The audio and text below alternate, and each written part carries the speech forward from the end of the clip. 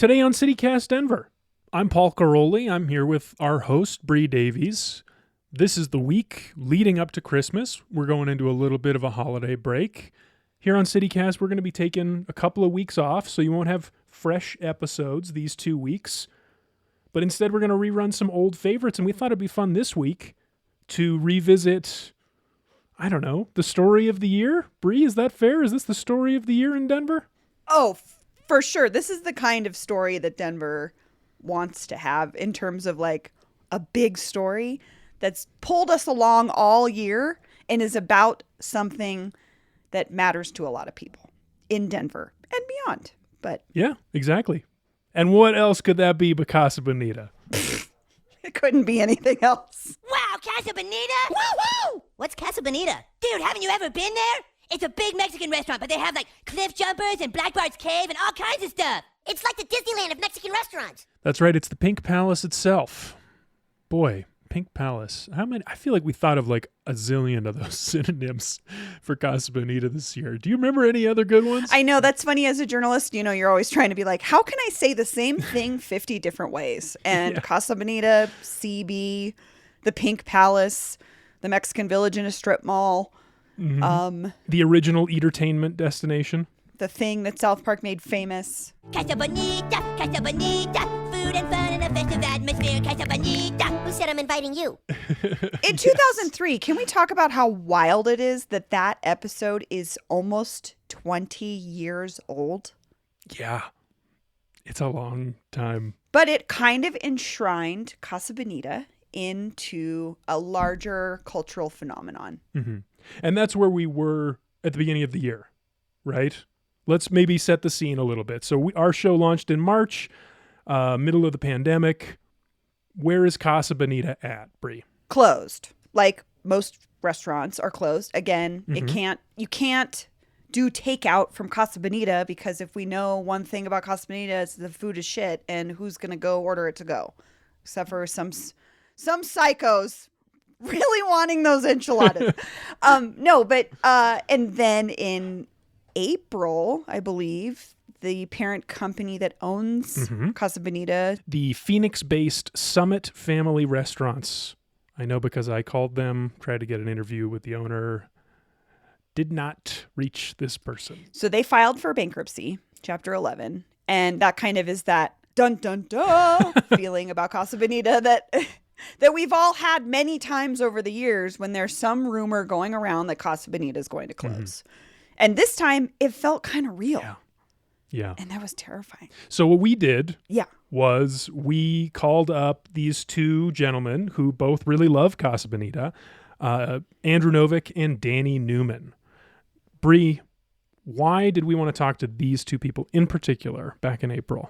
Sure. So these guys were part of a group trying to save Casa Bonita, a group of citizens who are fans of the restaurant. But I think something that we didn't really go into in the episode that I wanted to share here before you hear from these guys is who they are. Andrew Novick is sort of a longtime unofficial king of Denver's weirdo scene and the kitschiness, all the things that make us kind of weird. I met Andrew 20 years ago and did some modeling for his braces website where he took pictures of people with braces. Adults. I'm sorry. You have to share that link. You have to find that. Adults with braces. I have to be honest. It's not like he's taking pictures of kids with braces. I was 21 and I had braces when I met Andrew.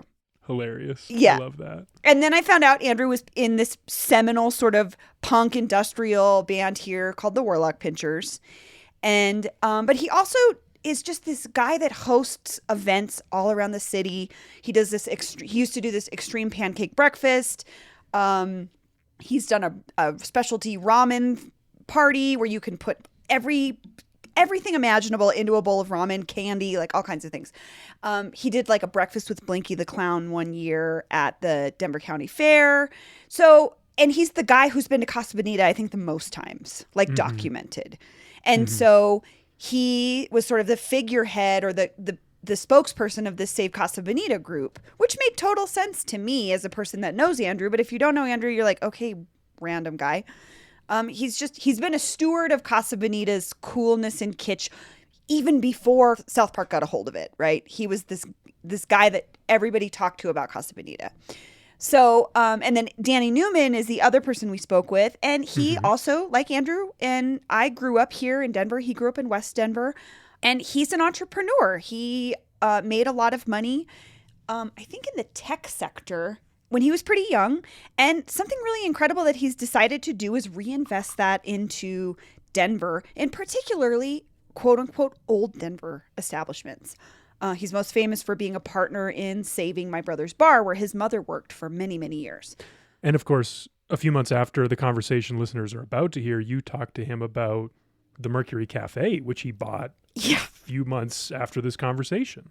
Which, again, if you have ever been to the Mercury Cafe, it's a business, but it's also this place. It's been run by Marilyn McGinnity for 30 plus years. I think 40 years she's been in the restaurant business here in Denver, but she has this like special spirit about the art scene and about organic food. She says organic food is your birthright. It was not just like buying some restaurant. She was looking to sell it to someone who was going to carry on this legacy. And so Danny's really the guy that carries on the old Denver legacies with respect to the people who came before him. He wants to honor that legacy while also bringing these businesses into the 21st century, which is what they often need. And so for him to partner with Andrew made total sense, right? To me, I'm like, oh, of course. Yeah. Two guys love old Denver, have gone to great lengths to save and preserve old Denver. Of course, they're the guys. So that's why we wanted to talk to him. All right, let's hear it. This is Bree's conversation with Andrew Novick and Danny Newman from April. Enjoy. Ooh, and then also you're going to hear about a week after this interview, Andrew and Danny and their group had organized a rally to save Casa Bonita, and we sent occasional CityCast Denver contributor JD Lopez of the Left Hand Right Brain podcast, which if you like his appearances on the show, you might appreciate his podcast, Left Hand Right Brain. So we sent him to the rally to see what was up. And you're going to hear that in a few minutes too. Today is Monday, December 20th, 2021. And this is part 1 of the Casa Bonita Saga.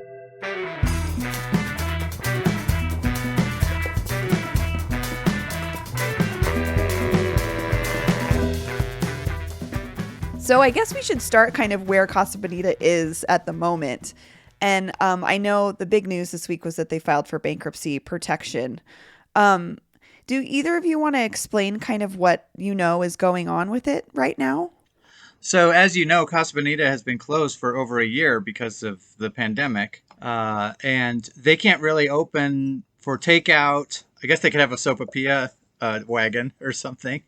But really, that restaurant's part is an experience. So like you can't have a takeout experience. So being closed that long, apparently also not paying rent. So the landlord has gotten interested in pursuing them for the rent or renting it to somebody else. So they kind of had to do that to protect themselves from getting evicted. Danny, you and Andrew are part of this group to save Casa Bonita. Can you talk about what you all are doing as a group in relationship to this situation? Yeah, when we actually found out later that we had been kind of working separately on various tracks of this secretly with some different ideas. So I had been pursuing the landlord track last year, so I was working with and talking to the landlords of Casa Bonita and finding out, kind of how late they were, when their lease expires, all of that kind of information. And I got an awesome cryptic message from Andrew a couple months ago now saying there's something that we should chat about. And obviously, if you get a text like that from Andrew, you know what it's about. No, I didn't know what it was about, but it was, of course, I dropped everything and I was so excited to, kind of be brought into a group that they had actually already been kind of in the back working on some plans as well. And so together we actually were able to form the whole picture of what was going on and be able to start, formulating some different ideas of how to save this thing. So Andrew, Danny's sort of coming from the real estate expert side of this, and you're coming from sort of the personal experience of Casa Bonita and caring about this entity. What was your group doing before you met up with Danny, or what did you What did you want to do to contribute to this larger picture of saving Casa Bonita?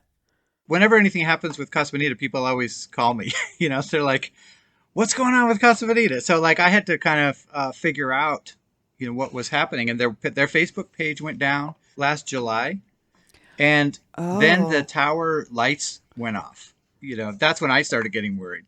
So I actually found the owner, which is kind of hard to get a hold of, but he's the CEO of Star Buffet, the parent company, and was able to start talking to him a little, just as like a fan, like, hey, I'm a fan and like I'm worried, and everyone's asking me why is the website down? And he didn't really have a good answer. He just said for business purposes, but it ended up starting this conversation. He was actually, everyone's kind of scared of him. It's like he's hard to reach, and everyone's like worried about him, but he was actually very friendly, and he's like, call me anytime.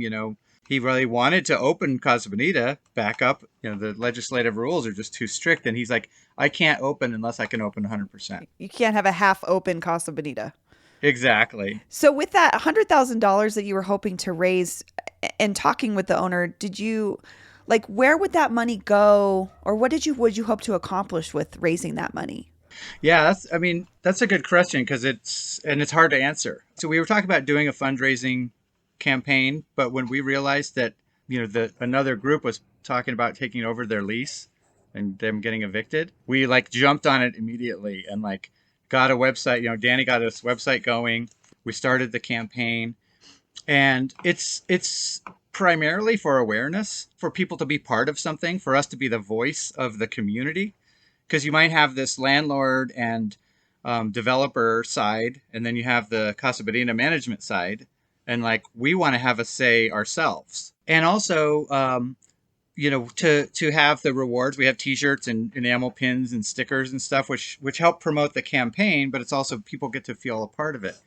We're not sure exactly what we're going to need, but if we need to hire a lawyer, it would be nice to have that money. And that's why we put in our GoFundMe, which is pretty rare, I think, but we offer to refund people any funds that aren't used.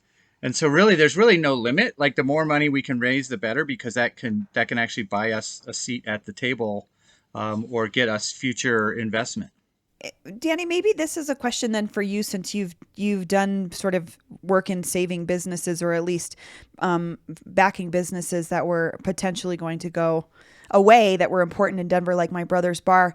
How do you see just the community support being something that could help Casa Bonita?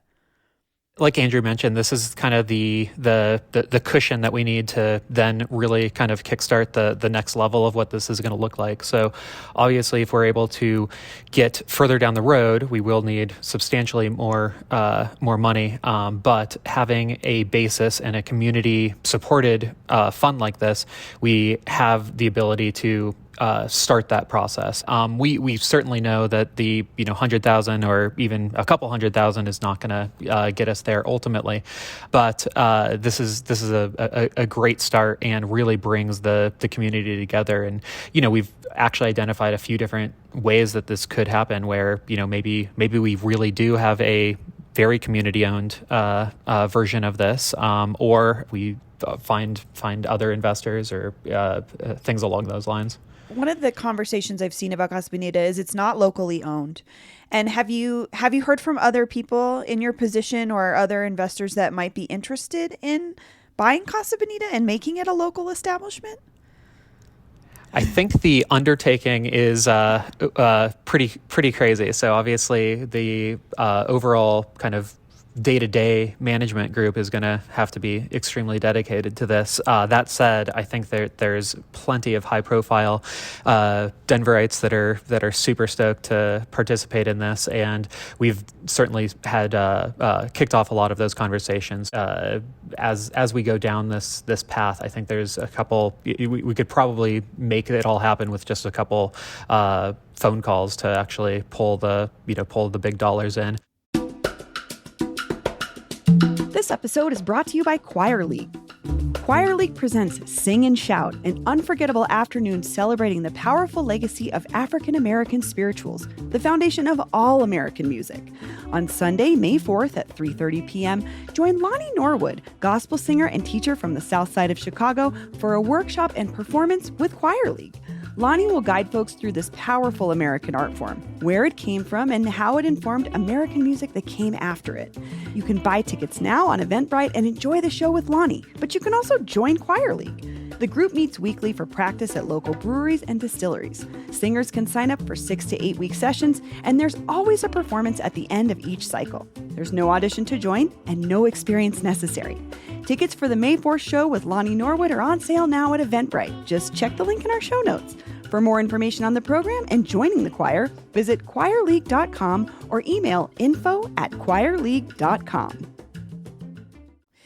And, you know, Danny, the thing I think about is Casa Bonita was designated a historic landmark a couple years ago, but it's in Lakewood. It's not in Denver. And so Lakewood's historic designations don't have the same teeth that our designations do in Denver. And from a real estate perspective, do you think there's a chance that it could get torn down? I hate that question, but I don't think it could get torn down. Like, I don't think it could stop being, physically what it is. I do think there are a few unfortunate options where there could be new tenants, new folks in there. But yeah, I think there's plenty of stuff stopping it from physically going away.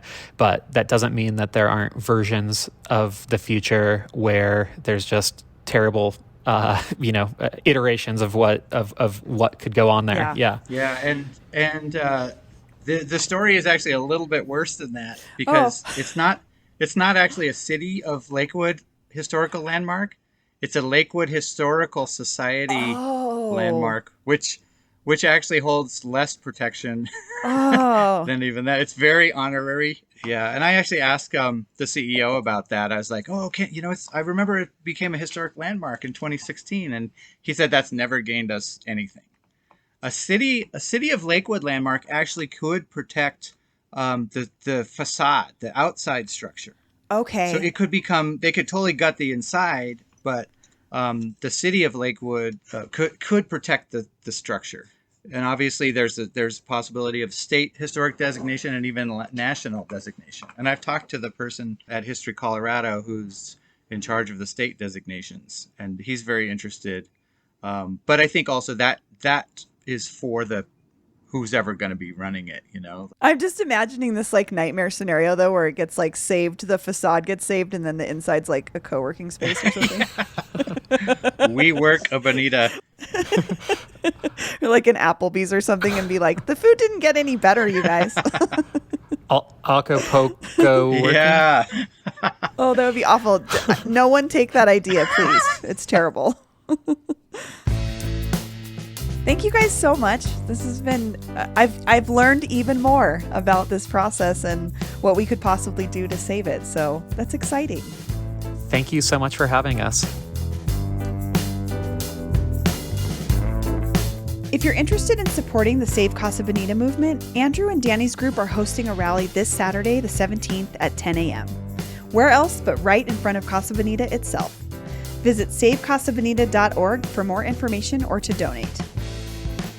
And I hear that bananas might actually make an appearance. Our favorite orange monkey.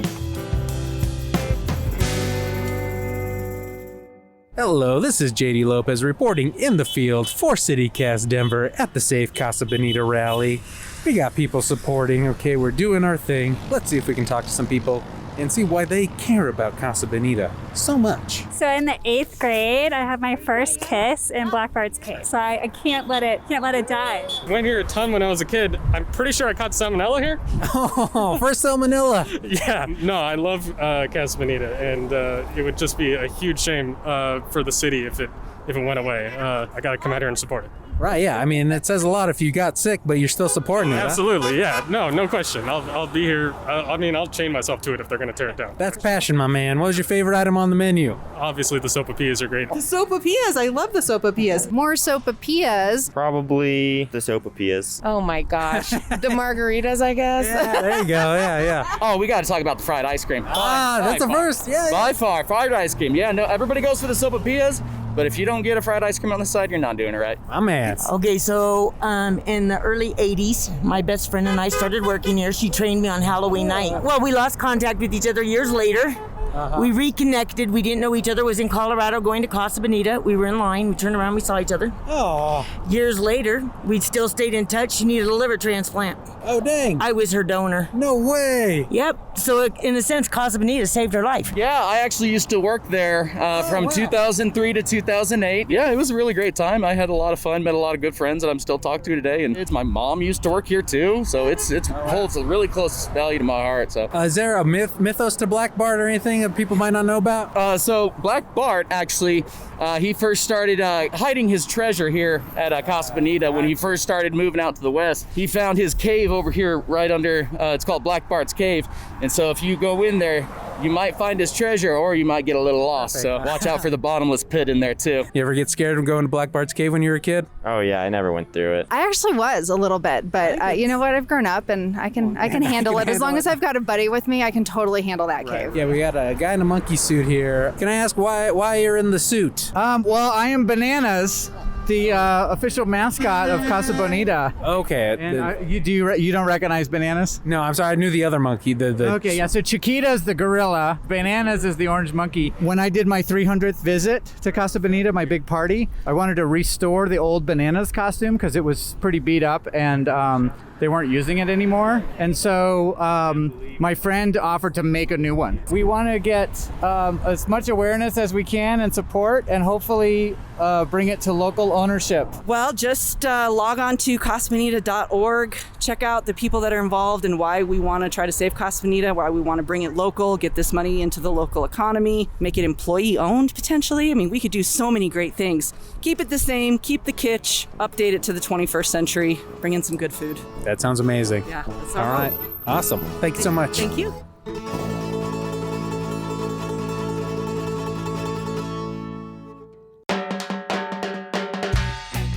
That's all for today here on CityCast Denver. If you enjoy the show, take a minute to tell a friend about us. Rate the show wherever you get your podcasts. And subscribe to our morning newsletter at denver.citycast.fm. We'll be back tomorrow morning with the next chapter in the Casa Bonita Saga.